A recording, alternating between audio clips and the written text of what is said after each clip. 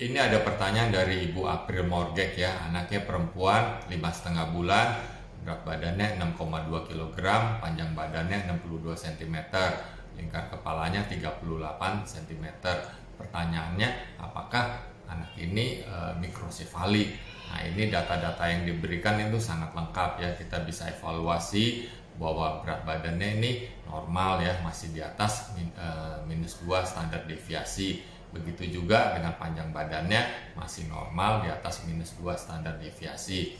Nah, ini kalau kita lihat grafik lingkar kepala ya, anak perempuan 5,5 bulan 38 cm ini kecil ya. Nah, ini di bawah -2 standar deviasi. Nah, ini kita sebut mikrosefali. Jadi perkembangan kepala ya, terutama otak, nah ini di bawah normal. Jadi kalau otaknya berkembang normal, maka kepalanya juga akan mengikuti dari besarnya otak. Nah, ini otaknya ini kecil. Nah, ini kita mesti cari tahu apakah penyebabnya ini sebelum dia lahir atau setelah dia lahir. Jadi biasanya kalau ibu memeriksa kandungannya di dokter kandungan, nah seringkali mereka tuh periksa juga lingkar kepalanya dan diikutin dan dilihat di tabelnya.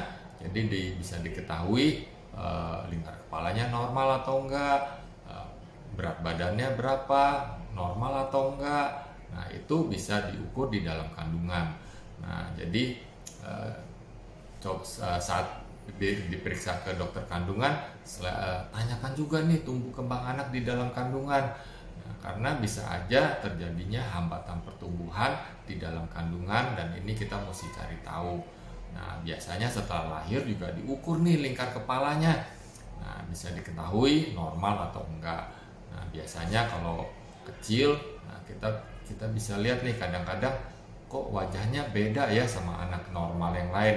Nah, ini mungkin ada gangguan genetik, metabolik atau infeksi yang lain. Jadi kita mesti cari tahu lagi dan ini nggak gampang ya. Nah, jadi setelah lahir anak pun juga bisa mengalami hambatan pertumbuhan otaknya ini. Nah, jadi karena infeksi atau kejang-kejang yang lama sehingga otaknya banyak yang rusak, sehingga pertumbuhan dari otaknya juga tidak baik ya. Atau tengkorak dari anak ini menutup lebih cepat sehingga otak yang mau berkembang juga nggak bagus. Nah, jadi perlu pemeriksaan lebih lanjut. Nah, jadi dokter akan melakukan tanya jawab yang baik, yang lebih detail lagi sejak dari dalam kandungan, setelah lahir bagaimana. Nah, kalau dipandang perlu ya perlu pemeriksaan misalnya MRI kepala untuk melihat struktur dari otaknya ini. Nah, MRI ini lebih bagus dari CT scan. Nah, tapi biayanya juga lebih besar ya. Nah, saran saya sih ini perlu diperiksa oleh dokter anak, tapi spesialisnya bagian metabolik. Mesti dicari tahu apakah ada kelainan kromosom, genetik, ya. Nah, ini perlu pemeriksaan tambahan ya namanya ini.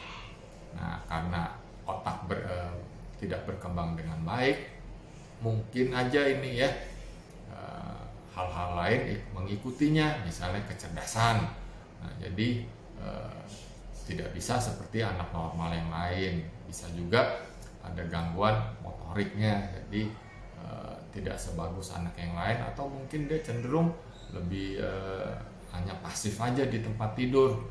Nah, ini memang suatu tantangan yang berat sekali ya buat Ibu April ini. Nah, jadi saran saya coba ke dokter anak bagian metabolik untuk mencari tahu lebih lanjutnya. Semoga dapat menjawab ya.